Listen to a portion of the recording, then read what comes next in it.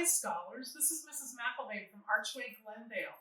I'm so glad you joined me today. Today, we're going to be talking about a lesson that involves tea.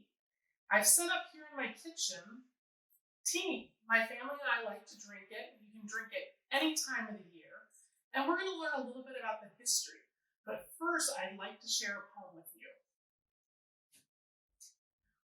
When the world is all at odds and the mind is all at sea, then cease the useless tedium and brew a cup of tea.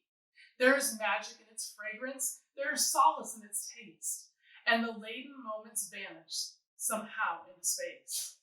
And the world becomes a lovely thing. There's beauty, as you'll see, all because you briefly stopped to brew a cup of tea. We don't know the author. It's an anonymous author for that tea poem, but I enjoyed reading it. I hope you enjoyed listening. So now we're going to begin to learn a little bit about tea. So I have my saucer and my cup of tea. It's delightful. And I'll share with you my favorite type of tea. My favorite type of tea is chamomile. And right below, you can make a comment on what's your favorite type of tea. Now in Arizona, we have lots of sunshine. So there's also a type of tea that can be made as sun tea. There's Louisiana, and I have Lipton right here.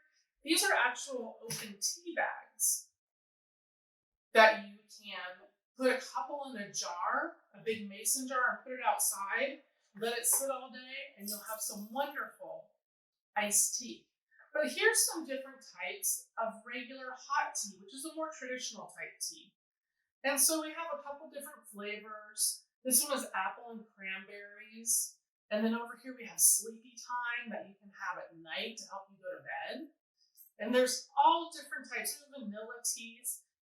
And most of them are commonly found in tea bags. So traditionally, we have the saucer, which the cup sits on top of. And the reason for that is way back in the olden times, they would serve tea in a clay little cup. Well, the cup would heat up so much that they started putting a saucer underneath it. And with the saucer, that would alleviate them having to sit there and hold the hot cup. They would just hold this with the cup on it. There's known ways of how to drink it. So first, let me show you. If you look right now on your screen, you're going to see a setting for English tea and how they would set up having English tea, which is a big tradition. They have high tea in the afternoon.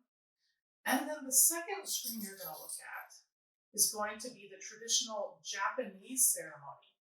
That is very amazing.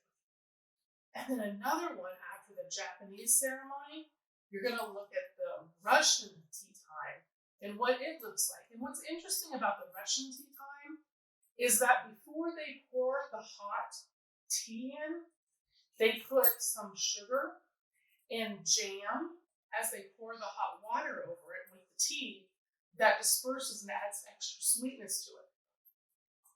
Here, what we use is natural sweeteners. This is pure cane sugar that is often used to sweeten tea.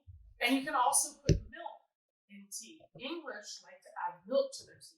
I also wanted to point out, this is a common teapot that we use. You heat your water up, and then you would gently pour it in with the tea bag. There's also ways that you can use loose tea. I don't have any here today, but there is loose tea that you can put in like a spoon that has a lid, and you set it down in the cup. And then you would gently take the hot water and pour it in. Let the spoon sit and you can twirl it in the water, and that makes your tea also. But here's from olden times. This actually belongs to my family. This was back on the farm days. This is an old type of pot that you would put the hot water in, and then you would have the teacup with a tea bag, and you would pour the water in, and that would make your tea. So this gives you an idea about tea. There's also, when you serve it and you have a guest, you want to offer them a biscuit. These are tea biscuits. They're like a little cookie wafer that has some sugar on it, and they're very thin. You can see how they just break apart like just a little cookie, but they're called a biscuit. So I hope you enjoyed our little adventure today in learning more about tea and all the different options that there are. Bye, scholars.